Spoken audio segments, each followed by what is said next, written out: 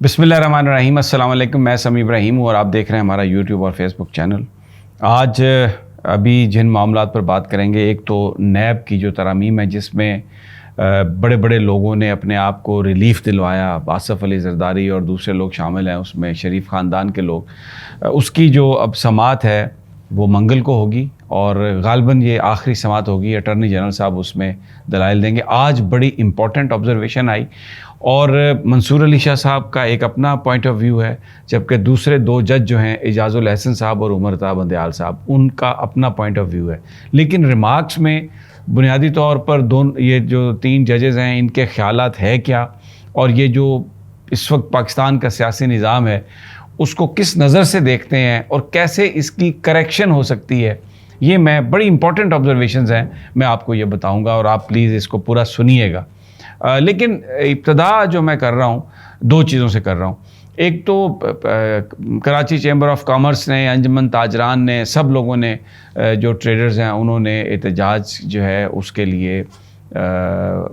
وہ ایک لائن پر آ گئے ہیں اور آج ہڑتال ہے، کل پہیہ جام ہوگی اور بھرپور انداز میں احتجاج کیا جائے گا، کیونکہ رات جو میں پہلے کہہ رہا تھا پیٹرول کی قیمت 15 روپے بڑھ گئی، ڈیزل کی قیمت 18 روپے بڑھ گئی، اور اتنی زیادہ قیمت کبھی پاکستان میں نہیں ہوئی اور لوگ تنگ ہیں۔ لیکن میں نے اپنے پچھلے ویلاگ میں بھی آپ کو کہا کہ نگران وزیر اعظم صاحب کہتے ہیں کہ یہ کوئی مسئلہ نہیں ہے، بالکل کسی قسم کا، یہ تو لوگ مایوسی پھیلا رہے ہیں اور یہ تو $70 ارب پاکستان میں آ رہے ہیں۔ ان کا جو موقف ہے وزیر اعظم صاحب کا وہ بالکل مختلف ہے اور اس کا پاکستان کے عوام سے کوئی تعلق نہیں۔ وہ وہاں پر آ کے بس ڈیفینڈ ہی کرتے رہے، کوئی مطلب چیزوں کو جو کہ جی ججز جو ہیں وہ بجلی فری نہیں لیتے، فوج بجلی فری نہیں لیتی، لیکن یہ جو 22-24 کروڑ عوام ہیں ان کا جو معاملہ ہے اس میں وہ کہہ رہے ہیں ریلیف کا اعلان کریں گے، اور وہ میں آپ کو بتا دیتا ہوں وہ ریلیف کیا ہے کہ جو آپ کا بل ہے وہ آپ قسطوں میں پے کر دیں، لیکن بل پے کرنا ہے، اور جو آنے والا بل ہے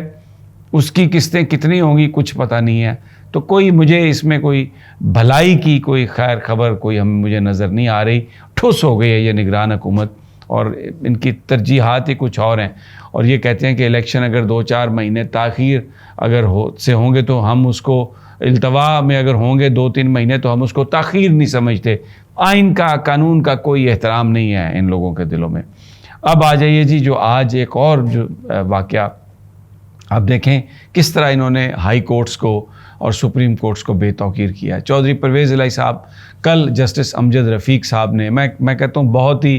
اپ رائٹ جج ہیں اور انہوں نے اپنے کنڈکٹ سے یہ ثابت کیا ہے کہ وہ آئین کی اور قانون کی سپریمیسی پر بلیو کرتے ہیں، اور اس وقت وہ ایک باقاعدہ پوری جو عدالتی بالادستی کے لیے پوری ایک جنگ لڑ رہے ہیں۔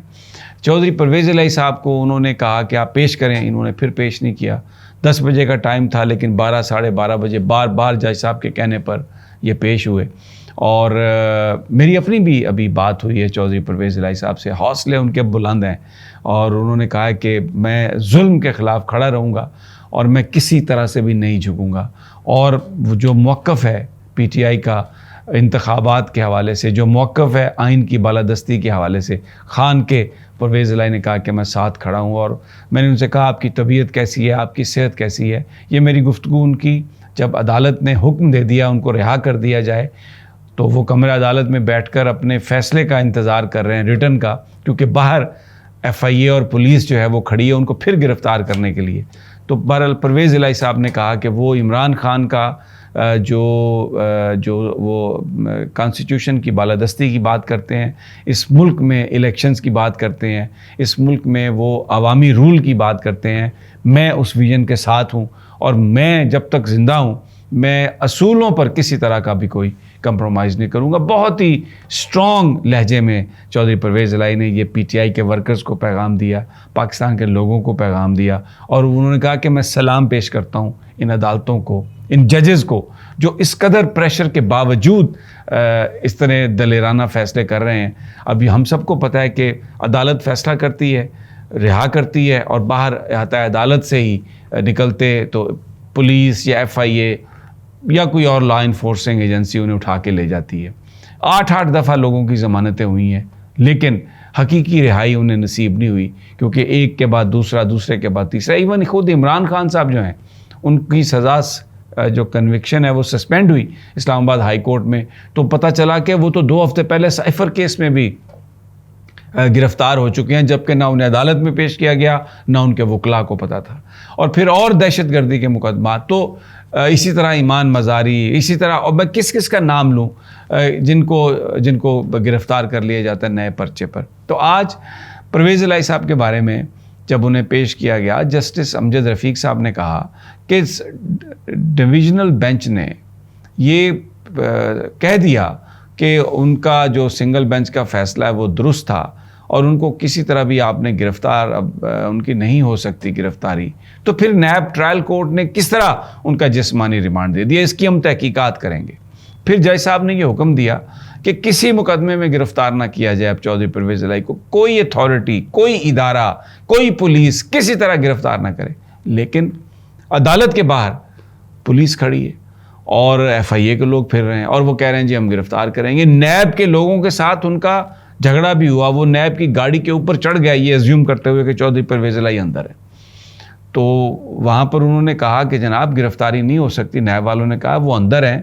تو لیکن وہاں پر انہوں نے جھگڑا کر لیا۔ اب پرویز الہی صاحب بیٹھے ہیں اس وقت جب میں یہ وی لاگ کر رہا ہوں، جسٹس امجد رفیق کی عدالت میں جج صاحب ریٹن آرڈر دے رہے ہیں، اور جج صاحب نے اپنی جو ریمارکس تھے انہوں نے کہا کہ یہ دیکھیں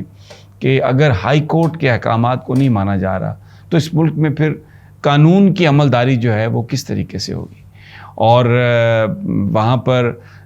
ڈویژن بینچ کا فیصلہ موجود ہے، ان کے اوپر ان کو جسمانی ریمانڈ میں نہیں دیا جا سکتا تھا لیکن اس کے باوجود دیا گیا، اور یہ سب کورسو میئرز ہیں۔ اب مجھے بتائیں نگران حکومت کا کیا یہ کام ہے؟ سندھ میں ہم دیکھتے ہیں تو مقبول باقر صاحب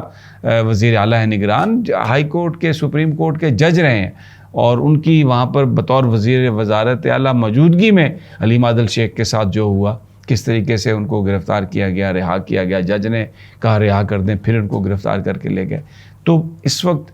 قانون کی یہ صورتحال ہے، اور آج جو نیب کے جو کیس تھے اس کے اندر ترامیم کے کیس میں جو لسٹ آئی ہے، آپ دیکھیں کون کون بینیفیشری ہیں جن کے کیس واپس ہوئے ہیں ترامیم سے: شاہد کاکان عباسی، آصف علی زرداری، حسین لوائی، وہ اومنی گروپ کے عبد المجید،